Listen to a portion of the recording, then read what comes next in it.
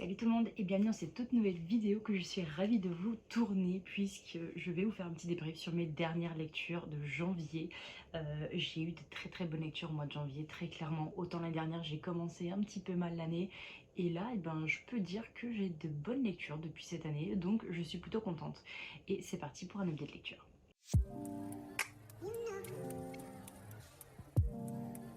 Je vais commencer par une des lectures les plus courtes que j'ai eu à lire. Noir d'Absinthe, donc qui est une maison d'édition, m'a envoyé Atèche, donc qui est une histoire de Rachel Gali, et c'est illustré par Ampré, alors je sais pas trop comment ça se prononce, donc vous voyez à quel point il est tout petit, il y a à peine 30 pages, c'est écrit plutôt gros.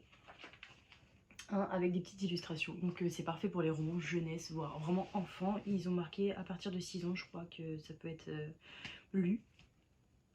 Ici en fait on va suivre un petit personnage, donc ce petit personnage qui s'appelle Atèche, qui vit dans un palais avec le roi, la reine et le prince. Et le prince a moins de 10 ans on va dire, et c'est un petit peu son meilleur ami, sauf que Atèche a du mal à trouver sa place, il ne comprend pas trop pourquoi on le cache dans le palais. Et en fait c'est un petit roman graphique, une petite BD vraiment basée sur le fait de trouver sa voie, trouver qui on est, trouver ses racines, et c'est très bien fait en très peu de pages.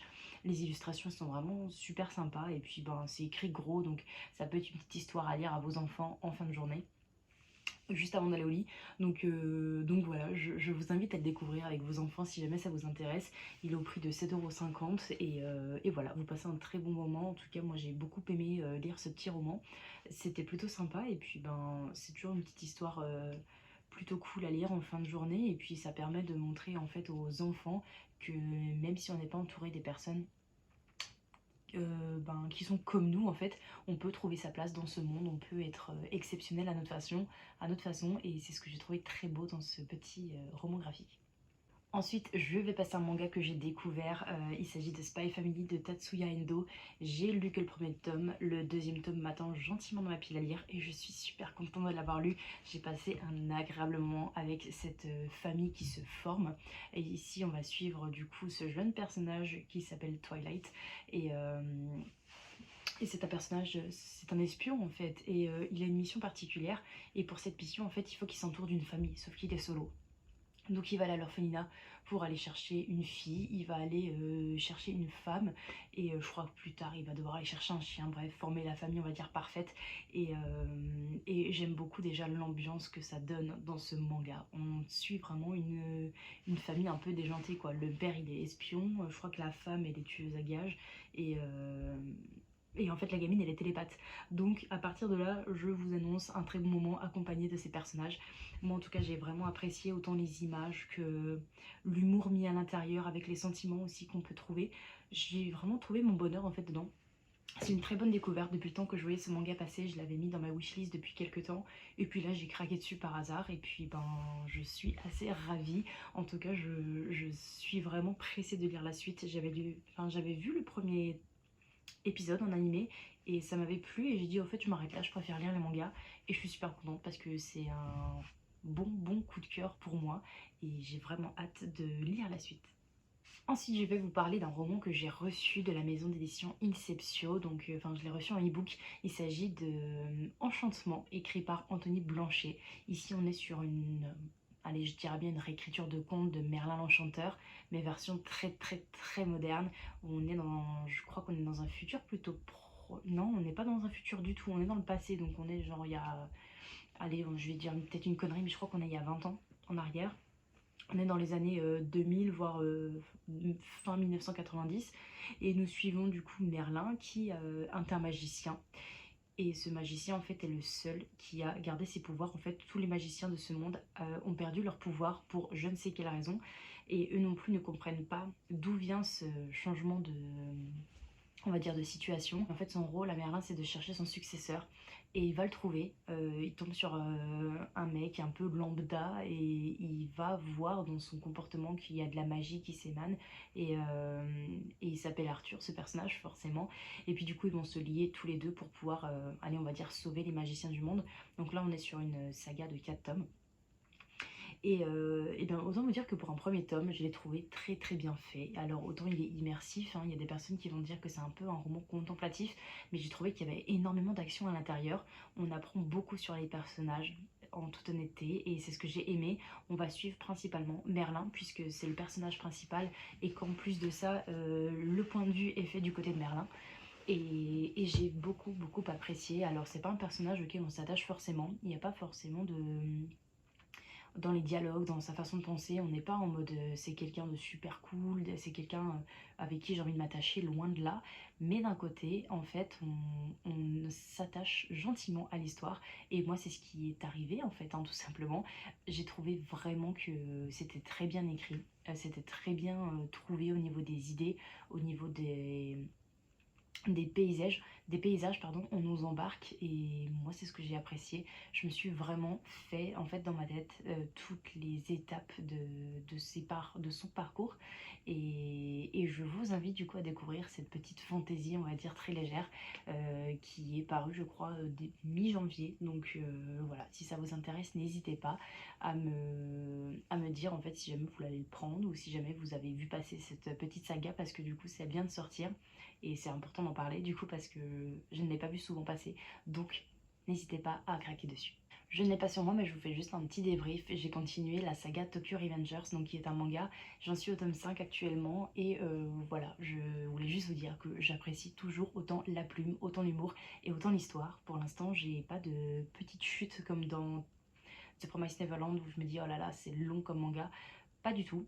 L'histoire vraiment elle augmente et avec le suspense et tout ce qui peut se passer et j'ai vraiment hâte de lire la suite, donc je pense que je vous ferai un petit débrief quand j'arriverai vraiment au tome 10 pour vous faire un petit topo de ce que je pense des 10 premiers tomes.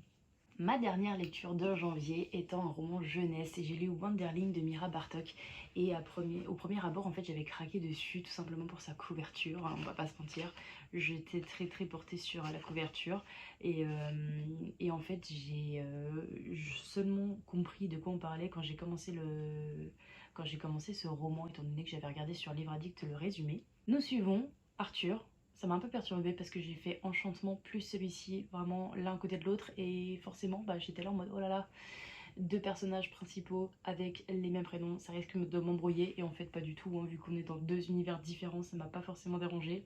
Nous suivons Arthur qui est dans un orphelinat vraiment pour les genre pour les rats, les animaux comme ça, vraiment des petits rampants on va dire, et il se plaît pas forcément parce que c'est pas forcément un orphelinat mais c'est plus on va dire un travail à la chaîne de longues journées où les personnages peuvent sortir, allez, je te dirais bien une heure par jour, ils sont pas super bien logés, ils sont pas super bien nourris, la directrice c'est un tyran et on s'attache pas du tout à elle. Et dans ce roman, du coup, on va suivre Arthur qui va forcément s'évader et découvrir ses origines puisqu'il ne sait pas d'où il vient. Et il avait juste en fait, je sais plus exactement ce qu'il avait. Je crois que c'était genre un mouchoir, quelque chose comme ça qui lui appartenait. C'était le seul truc que ses parents lui ont laissé en l'abandonnant à l'orphelinat, en gros. Et c'est un très bon roman. Voilà, j'ai beaucoup apprécié ma lecture. J'ai bien aimé faire ce J'ai bien aimé faire ce roman jeunesse en fin de mois parce que c'était plutôt léger. Ça m'a fait penser à un roman que j'ai lu. Je sais plus exactement c'est quoi le titre, mais je crois que je vous en avais parlé. Pareil, c'était je crois que c'est les 5 orphelins, je sais pas sur quoi. Je vous mettrai la couverture si j'y pense. Mais en gros, c'était des personnages pareils qui quittent un orphelinat pour découvrir leurs racines, leur origine. Et là, je me suis retrouvée un petit peu dans ce roman, mais version animale. Et voilà, donc moi j'ai beaucoup apprécié. On a une très bonne morale à l'intérieur, il y a des très bonnes valeurs qui sont mises en place. Et vu que c'est un roman jeunesse, et ben, c'était fait d'une façon très fluide, très sympa à lire.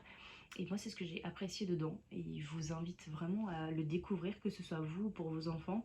Surtout que c'est écrit assez gros, mine de rien. Il y a quelques petites images qui sont plutôt cool à suivre. C'est super bien dessiné. Et voilà, on s'attache à ce petit renard à une seule oreille avec sa petite particularité. Et c'est super bien écrit. Les chapitres sont assez courts. Et ça c'est bien, ça permet de prendre son temps pour le lire, mais d'un côté on l'enchaîne parce que ça se lit très vite et qu'il y a pas mal d'action. Et j'ai pas eu envie forcément de le fermer, j'ai eu envie de revenir à chaque fois dans ce roman et de me mettre gentiment avec Arthur et ses camarades, avec les vices qu'ils peuvent avoir dans la société, avec les personnes sur qui on peut tomber qui ne sont pas forcément bienveillantes avec nous, mais qui d'un côté euh, peuvent nous aider d'une façon ou d'une autre, même sans s'en rendre compte. Et voilà, c'est un peu ce que regroupe ce roman. C'est une très bonne morale pour les enfants et je trouve qu'à travers un animal c'est plus facile de se mettre à la place parce qu'on a encore plus d'empathie, je trouve. Surtout avec sa petite oreille en moins, bah forcément on s'attache, donc je vous invite à le découvrir. Et voilà, du coup, j'ai terminé de vous présenter toutes mes petites lectures de janvier entre cet update et l'update lecture dernier. J'espère que cette vidéo vous aura plu. N'hésitez pas à me dire si vous avez un livre en particulier qui vous a tenté dans cette vidéo, ou bien n'hésitez pas à me dire quelle a été votre meilleure lecture de janvier, par exemple. Je vous souhaite de passer un très bon week-end. On se retrouve très vite pour une nouvelle vidéo. Ciao!